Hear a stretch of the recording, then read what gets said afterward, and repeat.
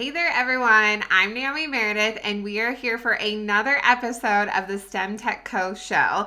I am a former classroom teacher turned current K through 5 STEM teacher, and I love sharing my ideas with you guys to help you in your classrooms, whether you are a classroom teacher or a STEM teacher, or if you're even teaching at home. I love sharing these ideas and connecting with all of you. So today we're going to be talking about some winter STEM activities that your kids are absolutely going to love. How do I know they're going to love it? Well, these are things that I've actually done in my own classroom with hundreds of kids. So definitely they are going to love it. So I'm going to show you some examples, and then at the end I'll share with you where to find all of these resources for your classroom to find something that fits your needs. Now, one little trick I like to do for STEM activities and hands-on activities, especially when I was a classroom teacher, is I would think about how I could use this in a classroom party. So if you feel like, I don't have the time for this, classroom parties are a great way to implement hands-on activities. So let's get started with these awesome, cool things I know that you're going to love. And if you have any questions, please put those in the comments below. I can see them while I'm chatting with you, and we can definitely make this a conversation. So the first activity your kids are going to love that is related to winter is something I call Sphero Sleds. Now, inside that little cup that you see in the picture on my screen is this little robot called a Sphero, and they're actually based in Colorado, which is where I am from. But it's a little robot called a Sphero, and it rolls around like a ball, which is pretty interesting when you get to coding. They move very, very fast, and so kids realize that very quickly. Well, for Sphero Sleds, through this engineering design process challenge, students will learn about the Iditarod, which is an event with dog sleds in Alaska. So students will learn about the Iditarod, and then they will also learn about sled design, which will help them with what they're going to design.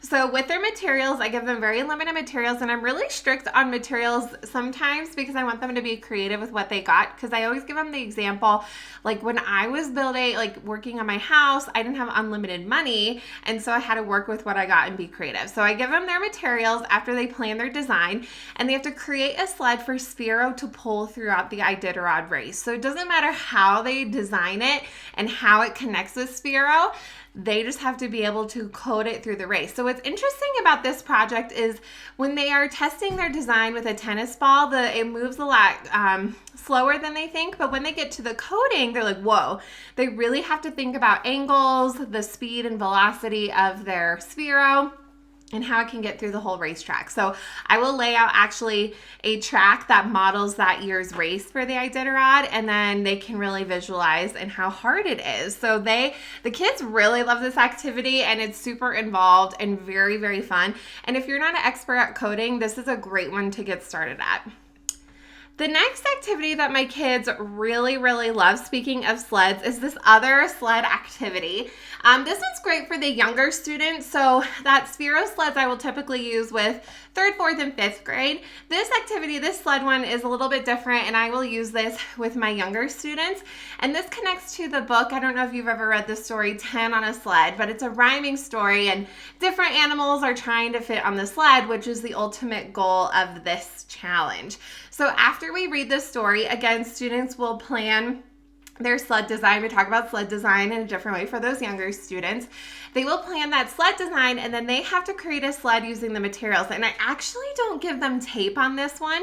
If you haven't done a STEM activity yet with tape, let me tell you, they love tape. Kids love tape. Love, love, love.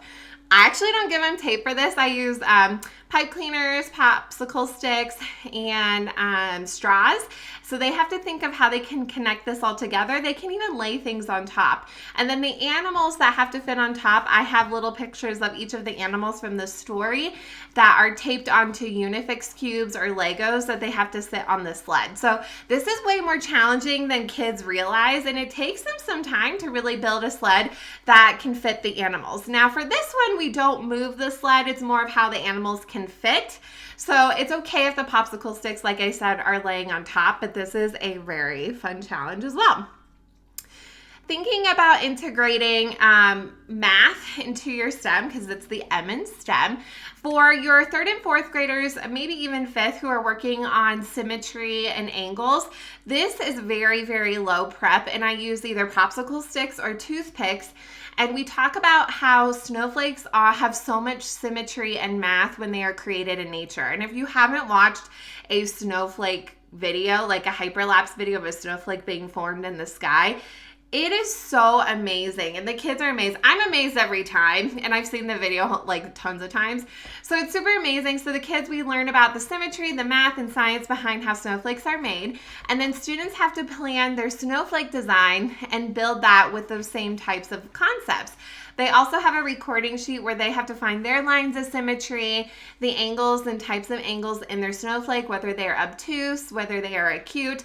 Obviously, my examples aren't very complicated, but the kids' designs get very detailed and beautiful, and they get very proud of what they do. Even for older kids, they get very excited. So this is, again, a really great hands-on activity you could do as a station or a whole group lesson, but a great way to integrate those symmetry lines and angles. We also have, okay, this one, you guys, this challenge was so funny. I don't know how I thought of this one, you guys, but in high school, I had to give volunteer hours. I don't know if they still do that, but I had to give volunteer hours. And one of my favorite ways to get the volunteer hours was I helped out at a gift wrap station in the mall, and me and my friend would go get people to come help us gift wrap their presents. It was really fun, but I learned how to wrap presents. Okay, that's the moral of the story. So when I was thinking about this, I'm like, I don't think most kids know how to wrap a present. Mostly they put it in a bag, but really when you think about wrapping presents, there is a lot of math involved, and there are lots of different wrapping methods out there. So I made 3 different videos of different wrapping methods the kids could choose from. They could choose any of the 3, but then they had to wrap their gift that way. So everybody had the same size box that I found at the dollar store, but everyone had the same size box. They had to pick one of the 3 methods, and they actually had to wrap the gift using that method, which was super interesting. They were actually working in partners, and the kids some of them got frustrated, like, I've never wrapped a present. Like, perfect. This is so perfect for you. You need to learn.